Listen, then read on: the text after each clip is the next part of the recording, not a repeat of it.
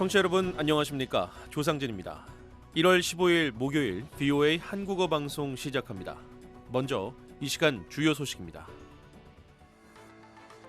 도널드 트럼프 대통령이 이란의 시위대 살해와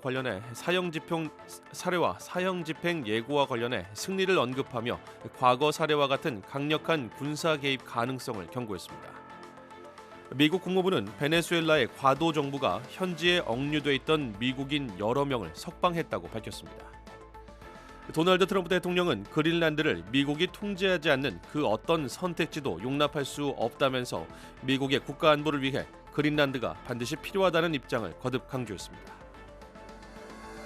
여러분께서는 지금 VOA 한국어 방송을 함께하고 계십니다.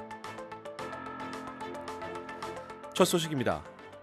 도널드 트럼프 대통령이 이란의 시위대 살해와 사형 집행 예고에 대해 승리를 언급하며 과거 사례와 같은 강력한 군사 개입 가능성을 경고했습니다.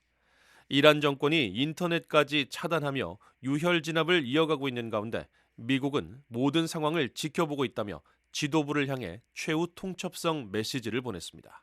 이조은 기자가 보도합니다. 미국은 이란 전역에서 이어지고 있는 반정부 시위와 관련해 이란 당국이 시위대를 상대로 한 무의미한 살해를 계속할 경우 군사 행동에 나설 수 있다고 경고 수위를 한층 높였습니다. 트럼프 대통령은 2주째 계속되고 있는 전국적인 봉기가 수십 년간 이어져 온 권위주의적 신정 통치의 종식을 요구하고 있다며 이 같은 상황에서 이란의 이슬람 정권 지도부를 향해 강한 메시지를 보냈습니다. 트럼프 대통령은 13일 미 CBS 방송과의 인터뷰에서 이란 당국이 구금된 시위 참가자에 대해 이르면 14일 첫 사형을 집행할 계획이라는 보도와 관련해 언급했습니다. 트럼프 대통령은 수천 명을 죽이기 시작하고 이제는 교수형까지 거론되고 있다면 그들이 어떤 결과를 맞게 될지 지켜보겠다며 그렇게 해서 좋은 결과로 이어지지는 않을 것이라고 말했습니다. 트럼프 대통령은 또 이란과 관련한 자신의 목표는 승리라고 밝혔습니다. 트럼프 대통령은 이 용어의 의미를 묻는 질문에 과거 미국의 적대 세력을 상대로 자신이 지시했던 군사작전들을 예로 들었습니다.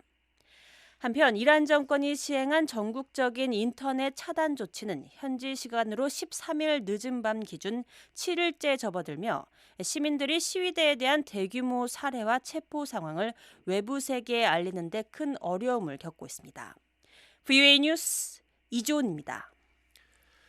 미국 국무부는 베네수엘라의 과도 정부가 현지에 억류돼 있던 미국인 여러 명을 석방했다고 밝혔습니다. 이는 지난 3일 미군이 군사작전으로 베네수엘라의 독재자 니콜라스 마두로를 체포한 이후 발표된 첫 석방 사례입니다. 국무부는 13일 베네수엘라에 억류돼 있던 미국인들의 석방을 환영한다며 이는 임시정부가 올바른 방향으로 내디딘 중요한 한 걸음이라고 밝혔습니다. 미국 관리들은 석방된 인원의 정확한 수나 신원은 공개하지 않았습니다. 현재 베네수엘라 정부는 델시 로드리게스 임시 대통령이 이끌고 있으며 마두로는 미국에서 마약 밀매 및 무기 관련 혐의에 직면해 있습니다. 백악관은 12일 VOA에 베네수엘라 임시 당국과의 소통이 주로 국가 안전 보장과 석유 생산 협력에 초점을 맞추고 있다고 밝혔습니다. 도널드 트럼프 대통령은 지난 10일 자신의 사회관계망 서비스 트루스 소셜을 통해 베네수엘라는 정치범들을 석방하는 절차를 아주 큰 규모로 시작했다고 말했습니다. 이어 고맙다며 미국이 나서서 해야 할 일을 했다는 점에서 그 수감자들이 얼마나 운이 좋았는지 기억하길 바란다고 덧붙였습니다. 지난주 트럼프 대통령은 트루스 소셜을 통해 베네수엘라가 3천에서 5천만 배럴에 달하는 비축 원유를 미국에 넘기기로 합의했다고 밝히며 이는 시장 가격으로 판매돼 베네수엘라와 미국 국민 모두에게 이익이 될 것이라고 말했습니다. 저희 방송은 인터넷으로 언제든지 청취하실 수 있습니다. 저희 방송을 다시 듣기 원하시는 분은 인터넷 웹사이트 주소 www.voakorea.com으로 접속하시면 됩니다. 여러분의 많은 애청 부탁드립니다. 다음 소식입니다. 도널드 트럼프 미국 대통령이 그린란드를 미국이 통제하지 않는 것을 용납할 수 없다고 말했습니다. 미국의 국가 안보를 위해 그린란드가 반드시 필요하다는 입장을 다시 강조한 것입니다. 도성민 기자가 보도합니다. 도널드 트럼프 미국 대통령은 그린란드를 미국이 통제하지 않는 그 어떤 선택지도 용납할 수 없다고 밝혔습니다.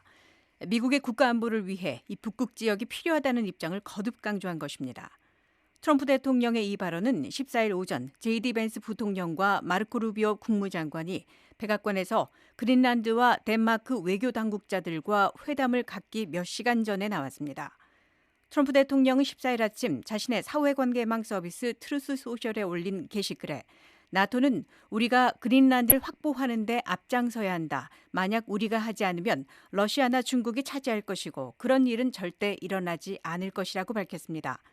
트럼프 대통령은 이어 미국의 막대한 군사력 없이는 나토는 효과적인 군사력이나 억지력이 될 수 없다. 전혀 그렇지 않다고 주장했습니다.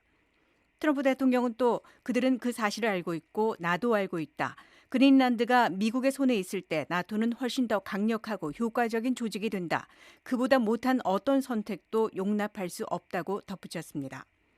트럼프 대통령의 이 같은 발언은 벤스 부통령과 루비오 국무장관이 덴마크 외무장관과 그린란드 측 외교 책임자와 회담을 갖기 직전에 나왔습니다. 이번 회담은 그린란드를 미국이 병합해야 한다는 백악관의 구상을 둘러싼 이견을 조율하기 위한 자리입니다. 그린란드는 수세기 동안 덴마크의 통치를 받아왔습니다. 옌스 프리데리크 닐슨 그린란드 총리는 13일 메테 프리데릭슨 덴마크 총리와 공동 기자회견에서 지금 이 순간 미국과 덴마크 중 하나를 선택해야 한다면 우리는 덴마크를 선택한다. 우리는 나토를 선택하고 덴마크 왕국을 선택하며 유럽을 선택한다고 밝힌 바 있습니다. VOA 뉴스 도성민입니다. 한국 청와대는 14일 지난 2018년 체결된 9.19 남북 군사합의 복원을 공식적으로 검토하고 있다고 확인했습니다. 한일 정상회담 수행을 위해 일본 오사카를 방문 중인 위성락 청와대 국가안보실장은 이날 브리핑에서 지난 정부에서 사실상 파기됐던 9.19 남북 군사합의를 복원하는 것이 현 정부의 확고한 방향이며 이는 이재명 대통령의 직접적인 지침에 따른 것이라고 밝혔습니다. 그러면서 현재 내부적으로 복원을 검토 중이며 필요한 논의를 진행하고 있다면서도 다만 아직 최종적으로 결론이 난 것은 아니라고 강조했습니다. 위 실장은 합의 복원 시점과 비행 금지 구역 재설정 등에 대해서는 하나의 목적만을 향한 정책 옵션이 아니라 여러 부수적 요소를 고려해야 한다며 신중한 입장을 보였습니다. 특히 내부 의견 조율과 복원 시 발생할 수 있는 파생 문제에 대한 백업 플랜도 세워야 하기에 다소 시간이 걸릴 것이라고 덧붙였습니다. 9.19 군사합의는 2018년 9월 19일 남북이 군사적 긴장 완화와 우발 충돌 방지를 목표로 체결한 합의입니다. 그러나 북한이 지난 2023년 11월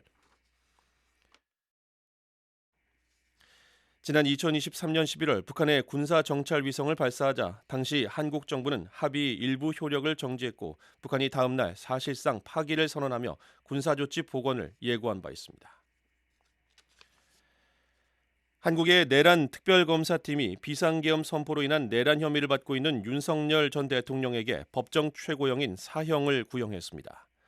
13일 열린 서울중앙지법 형사 25부 심리로 열린 윤 전 대통령의 내란 우두머리 혐의 사건 결심 공판에서 특검 측은 윤 전 대통령이 지난해 12월 3일 입법권을 장악하기 위해 계엄령을 선포한 행위를 반헌법적 행위로 규정하며 이에 대한 반성과 참회가 전혀 없다는 점을 사형 구형의 사유로 들었습니다. 특검은 윤 전 대통령의 계엄 선포가 적법한 절차를 통해 이뤄지지 않았으며 정치적 반대 세력을 제거하고 권력을 독점 유지하기 위한 행위로 내란 범죄에 해당한다고 판단했습니다. 그러면서 내란 범죄의 중대성을 고려해 윤 전 대통령에게 법정 최고형인 사형을 선고했다고 밝혔습니다. 내란 우두머리 혐의의 법정형은 사형과 무기징역, 무기금고형 3가지뿐이며 한국에서 전직 대통령에 대한 사형 구형은 약 30년 만입니다. 이와 관련해 윤 전 대통령 측은 해당 조치가 국가를 보호하기 위한 정당한 조치였다며 무죄를 주장했습니다. 1월 15일 목요일 VOA 한국어 방송을 모두 마칩니다. 미국의 수도 워싱턴에서 보내드린 VOA 한국어 방송, 저는 조상진이었습니다. 함께해 주신 여러분 고맙습니다.